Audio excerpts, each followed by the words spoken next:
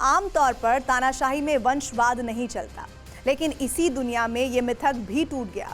उत्तर Korea में पिछले 78 साल से एक ही खानदान की तीसरी पीढ़ी तानाशाही चला रही है। उत्तर कोरिया में किम वंश की तानाशाही की बुनियाद कैसे पड़ी और क्यों उसे आज तक अमेरिका भी नहीं हिला पाया? देखिए टेली सीरीज का एपिसोड अजूबा, द सीक्रेट शैडोज।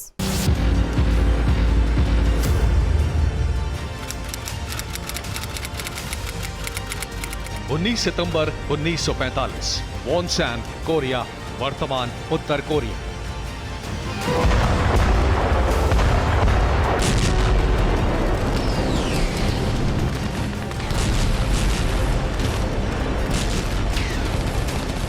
दूसरे विश्व युद्ध में जापान के सरेंडर के बाद कोरिया का भविष्य अधर में था। उत्तर कोरिया पर सोवियत संघ का नियंत्रण था और दक्षिणी हिस्से पर अमेरिका का। तय हुआ था कि कोरिया की सत्ता वहीं के लोगों को सौंपी जाएगी। लिहाजा सोवियत नेता जोसेफ स्टालिन ने सिक्योरिटी चीफ लावरेंटी बेरिया को किसी कोरियाई कम्युनिस्ट नेता का नाम सुझाने को कहा। लावरेंटी बेरिया की सिफारिश के बाद उत्तर कोरिया की राजनीति में एंट्री हुई 33 साल के किम इल सुंग की। किम इल सुंग को स्टालिन ने उत्तर कोरिया में कम्युनिस्ट पार्टी का फर्स्ट सेक्रेटरी तो बना दिया, लेकिन दिक्कत ये थी कि किम इल सुंग 7 साल की उम्र से ही मंचूरिया में रह रहे थे। उनकी पढ़ाई लिखाई चीनी भाषा में हुई थी और कोरियाई भाषा उन्हें आती नहीं थी। इसलिए किम इल सुंग का पहला भाषण भी कोरिया आने के 6 महीने बाद हुआ। किम इल सुंग कोरिया में सोवियत संघ के साए में आए थे, लेकिन 10 साल के अंदर ही वो कोरिया के भाग्य विधाता बन गए, सर्वशक्तिमान नेता।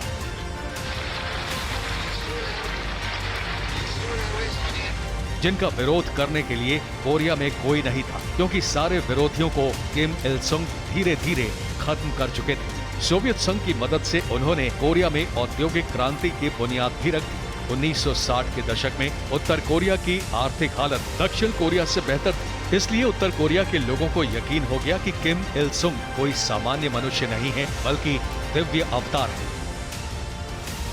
किम इल सुंग की तानाशाही उत्तर कोरिया में 8 जुलाई 1994 यानी उनके निधन तक चलती रही।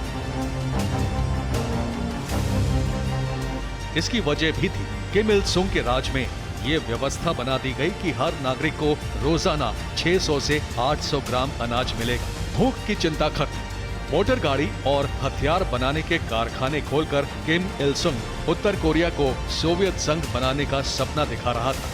और बाकी सवालों का उनके पास एक ही जवाब था, देशभक्ति। किम इल सुंग ने उत्तर कोरिया के लोगों को ये बात घुट्टी में पिला दी थी कि जापान के अत्याचार का बदला लेना है, दक्षिण कोरिया को अपना हिस्सा बनाना है और इन दोनों कामों में सबसे बड़ा रोड़ा है अमेरिका। तो अमेरिका जैसे दुश्मन से भी निपटना है।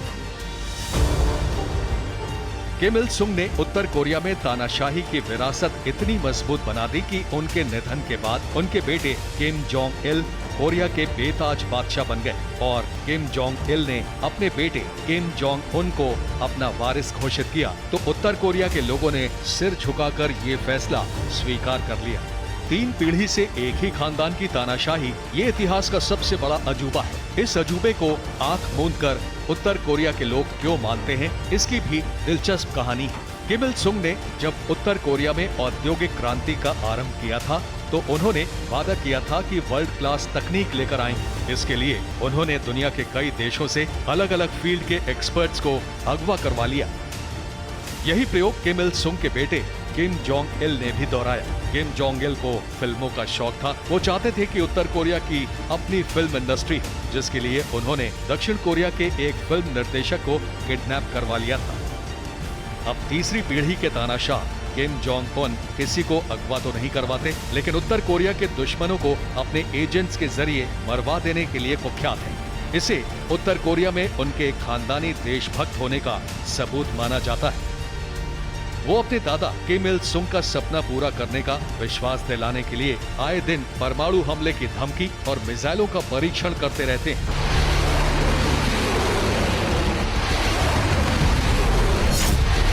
दुनिया की नजर में ये एक तानाशाह की सनक है, लेकिन उत्तर कोरिया के लोगों की नजर में ये उनके मुल्क के ताकतवर होने की निशानी है, क्योंकि उत्तर कोरिया के लोगों ने वही दुनिया देखी है जो किम वंश दिखाता रहा है।